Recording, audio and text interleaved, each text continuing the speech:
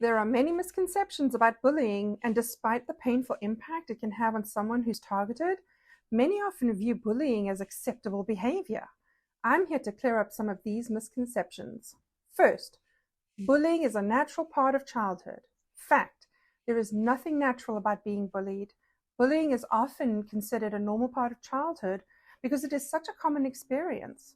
Physical or emotional aggression towards others should not be tolerated as a normal part of childhood. Second, words will never hurt you. Fact, even though words don't leave bruises or broken bones, studies have shown that they may leave deep emotional scars that can have lifelong implications. Children learn at a very early age that words hurt other children. Think back to a time when someone said something unkind or mean to you, perhaps even years ago. I bet you can remember it, right? And third, some people deserve to be bullied. Fact, no child's behavior justifies being hurt or harmed in any manner.